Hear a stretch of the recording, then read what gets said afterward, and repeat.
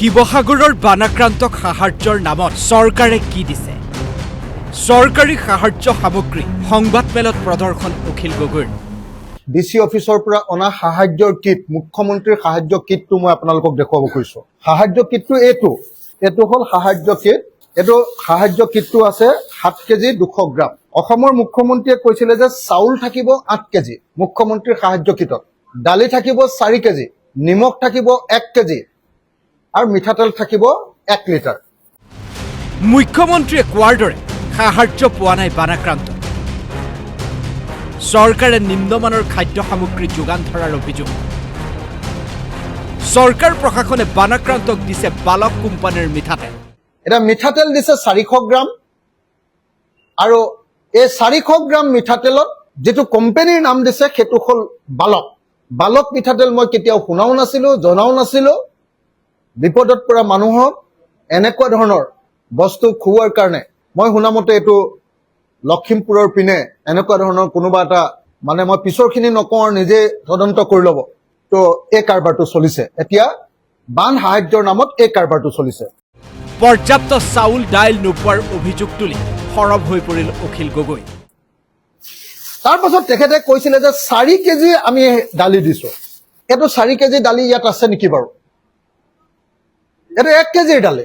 আমি নিমখ বহুত বেলেগ বেলেগ কোম্পানীৰ নাম শুনিছো, মই ত্ৰিশক্তি নিমখটোৰ নামটো ইমানকে শুনা নাই।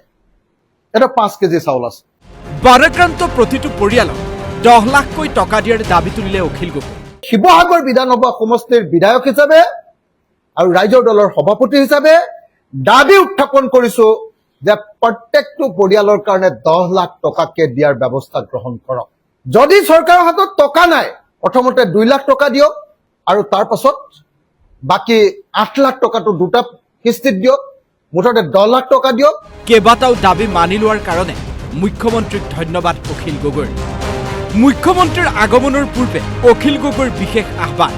মই অসমৰ মুখ্যমন্ত্ৰীক মোৰ সৈতে এটা ক্ষতিগ্ৰস্ত পৰিয়ালৰ এটা ঘৰ মাত্ৰ, যিকোনো এখন গাঁৱৰ এটা ঘৰ মাত্ৰ, কিন্তু তেওঁলোকৰ ডিচিৰ মতে নহয়, বিমল বৰাৰ মতে নহয়, আৰু যোৱাবাৰ অহাৰ নিচিনাকে ফিটিং এটা বানপানী শিবিৰত নহয়, মই লৈ যোৱাত এটা ঠাইলে তেখেতে মোৰ লগত ওলাওক। যদি তেওঁ নেকান্দে সেই ঘৰটো দেখি, তেতিয়াহ'লে মোক কওক।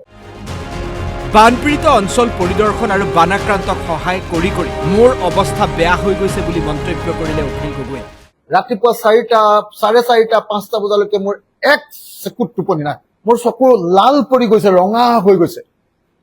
এই ছালবিলাক গোটেইবিলাক ছিগি গৈছে, গাবিলাক গোটেইবিলাক এতিয়া মানে পুৰি থাকে, আৰু গোটেই ভৰি একদম টিকাৰ পৰা ভৰিলৈকে পুৰা খজুৱতি। মন্ত্ৰী পীযুষ হাজৰিকাই নেপালীখুটি অঞ্চল পৰিদৰ্শন কৰাৰ পিছত পীযুষ হাজৰিকাৰ কথাতেই আচল দুৰ্দশাৰ ছবিখন ওলাই পৰা বুলি মন্তব্য কৰিলে অখিল গগৈ।